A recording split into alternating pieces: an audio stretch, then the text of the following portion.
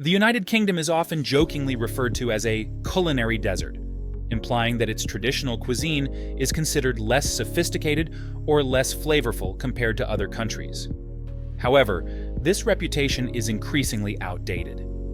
The UK's culinary scene has evolved significantly, but traditional British dishes like fish and chips, shepherd's pie, and roast dinners are still popular. Why do British people like potato chips so much? And why did the empire on which the sun never sets suddenly decline after World War II, losing so many colonies so quickly? Let's talk about the story of the British today. The full name of the UK is the United Kingdom of Great Britain and Northern Ireland. This full name is quite long, and some people refer to it as England. Especially in some Asian country, when they are learning English, they often refer to the UK as England. And because the England are quite strong and well known, they have gotten used to calling the whole country England instead of its full name. But that's not quite accurate. The UK is actually made up of 4 regions: England, Scotland, and Wales. These 3 are on one island called Great Britain. The other one is Northern Ireland. So to include everyone, it is called the United Kingdom of Great Britain and Northern Ireland. If you look at the name United Kingdom, it shows that it's a partnership, so you can't just call England. That wouldn't be fair to the other regions. They might not like that either. Especially Scotland has been very sensitive about this matter since they were young. They have never gotten along with England. They used to fight all the time. Now that they've grown up and started a business together, and even lost their name in the process, how can that be acceptable? They often feel that being lumped together under the term England disregards their distinct identity. This tension is a big part of why Scotland occasionally pushes for independence or a referendum. It's like saying, hey, I'm Scottish, not just part of England. So, if a tourist goes to Scotland and says, hello, an Englishman, without acknowledging this sensitivity, they might not get the warmest reception. Actually, these British guys are quite interesting, especially the 3 brothers of the British Isles. Their relationship is quite intricate. When they were young, none of them would give in to the others, and they fought every day. Later, when someone fled to Europe, they reached out to nurture them. No matter what last name you have, I will rename it for you. If you act like shit, I'll beat you. However, they couldn't defeat him, so they united as one family. After this one left, the 3 brothers started causing trouble again. Continuous internal conflicts made this place one of the last to unify in Europe. In the earliest times on the British Isles and Ireland, these places were inhabited by the Celts. Around the 50s BC, the Roman Empire was very powerful, and Caesar led his forces over, giving the Celts a thorough beating. At that time, England fell to the Romans. The Scots resisted fiercely, relying on their rugged terrain with its many mountains and rivers. They fought the Romans with a hit-and-run approach, unable to win in direct confrontation, but constantly harassing them with ambushes and stone throwing. This caused the Romans quite a bit of trouble. Eventually, the Roman Empire faced turmoil on the European continent, dealing with internal strife, while also still keeping an eye on the Scots. It was too hard. They were about to lose their hold. So they hired some mercenaries called the Angles, Saxons. Help me keep the England. They agreed readily, but once the Romans left, they immediately turned on and seized the England for themselves. This area was then known as the Angles Land. You see that Angles Land and England are now very similar. This illustrates how the historical name Angles Land has evolved into the modern England, showing the linguistic development over time. So from this point, the English people became Anglo-Saxons. The other regions are still Celts. After all, the Anglo-Saxons didn't stay unified for long and became quite unstable, with the land splitting up again. Looking at the map of the United Kingdom, England was divided into 7 parts. The largest part is not much bigger than Beijing, and the smallest part is probably about the size of Tongzhou, a district of Beijing, China. The British call this period the Heptarchy. Just look at the artistry in the British terminology. The term heptarchy comes from the Greek words hepta, meaning 7, and archaea, meaning rule.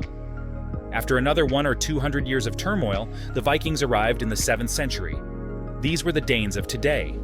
With the foreign invasion, internal conflicts weakened, and these people started to unite against a common enemy. We can't let these people unify against us. We can't let them defeat us. Including the Scots and the Welsh, they also stopped fighting. We're all on the island of Britain, so we are Britons. England is my brother. We can fight him, but why should you? I need to fight you." During this period, there was a long war with victories and losses on both sides. But on this island of Britain, these three brothers became more united the more they fought. Eventually, they successfully drove out the Vikings. These three brothers also became more independent. However, in 1066 AD, England faced another issue. At that time, the King of England was called Edward the Confessor passed away without leaving any children, causing confusion again with no heir. England was in chaos. Suddenly, out of France, a duke named William popped up and shouted, "Hey, I'm the child of the old king! Bow down to me! I'm the next king! I can't wait!" About William, he was a ruthless character. He was the Duke of Normandy, a place known for the D-Day landings in World War II. This area had long been occupied by Viking raiders who terrorized the European coast. The French were so fed up with the chaos that they allowed the Vikings to settle in Normandy and even granted William the title of Duke. These Vikings were fierce warriors with thousands of men under their command. When the English king died, a powerful noble named Harold was chosen as king.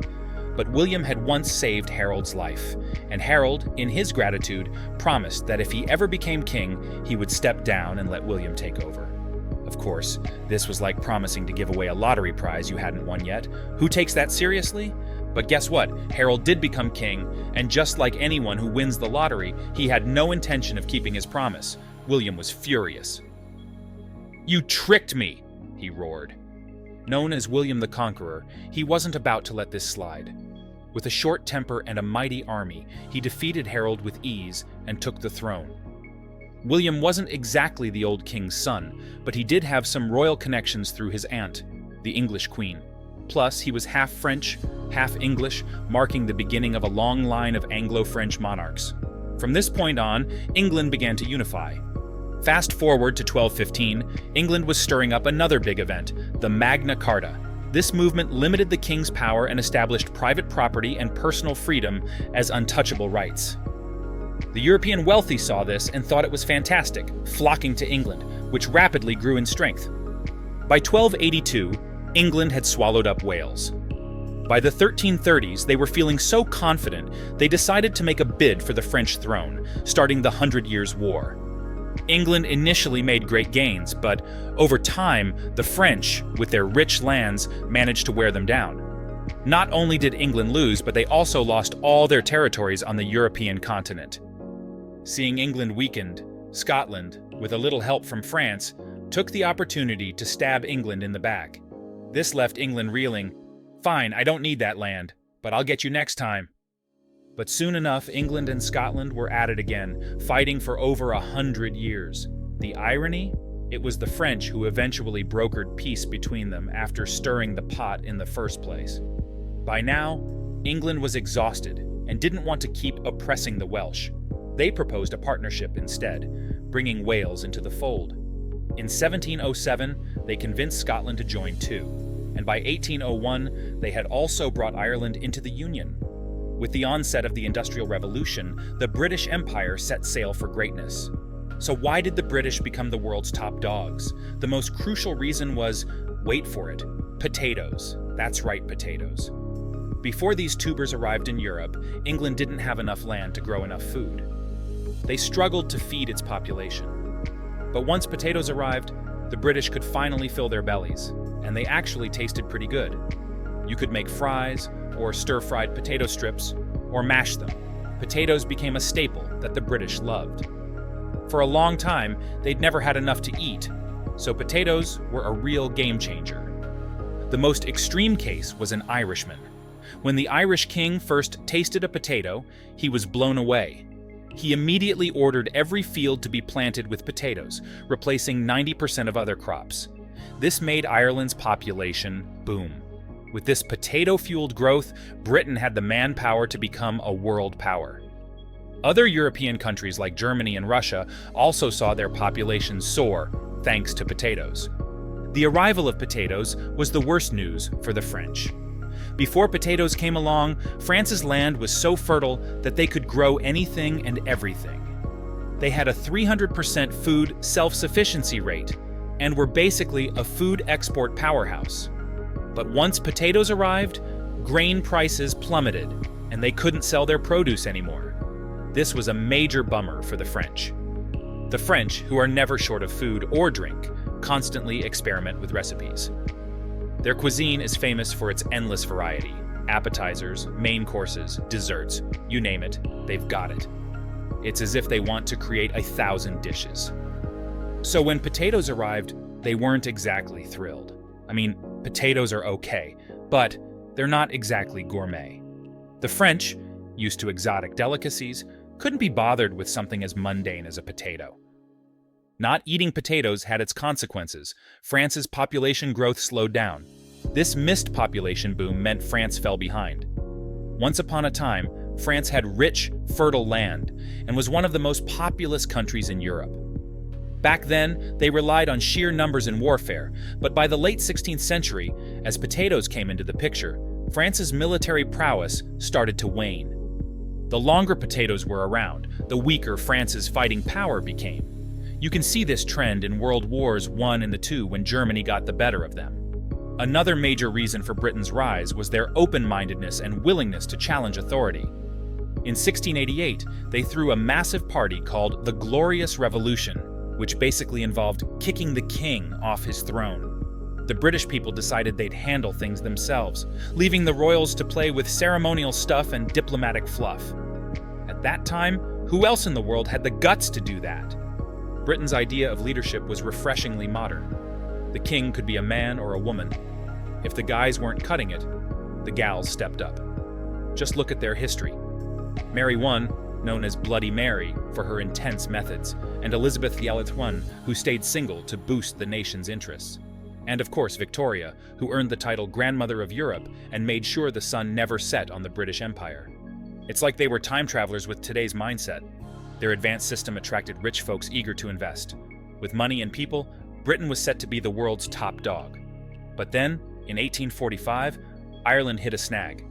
Their beloved potatoes got sick, and when harvest time came, it was a complete disaster.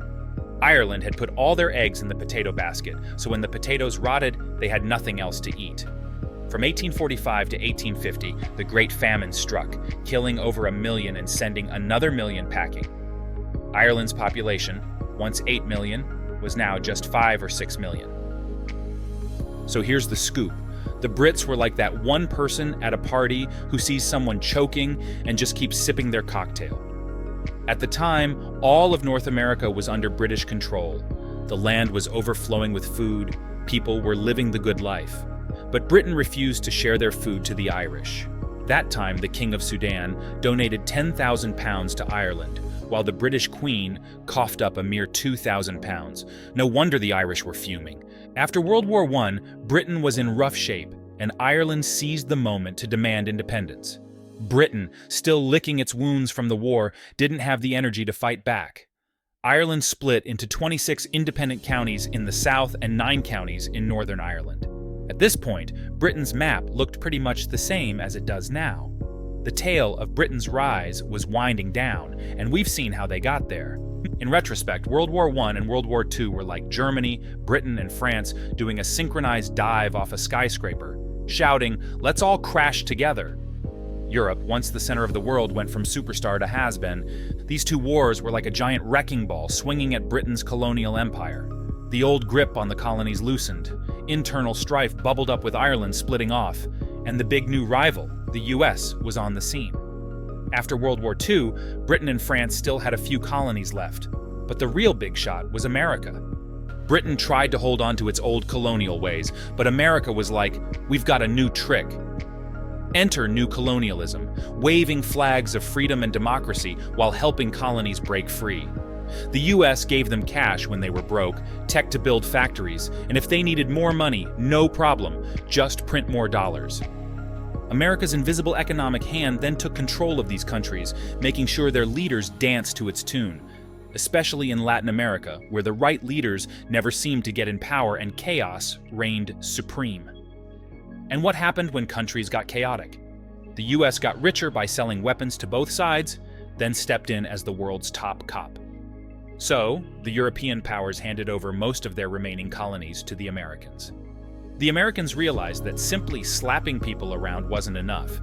They needed to teach them a lesson. If you're going to control colonies, why not just sell your stuff worldwide? That's what globalization is all about. Back in the day, colonial powers created monopolies. If you were a British colony, you could only buy British goods. They wanted to break that up, sell to anyone, anywhere. The British and French, once top dogs, were now selling more goods than ever before and living quite well. The Americans, having the world's strongest supply chain, saw that financial gains came faster than through traditional trade. During the 1980s and 90s, the US shifted tactics, supporting Asian economies like the Four Tigers in Japan. They blew up the real estate and stock markets like balloons, pumped them up big, and then popped them. They used their dollars to buy up core assets, like Samsung in South Korea, with much of its stock now held by foreigners.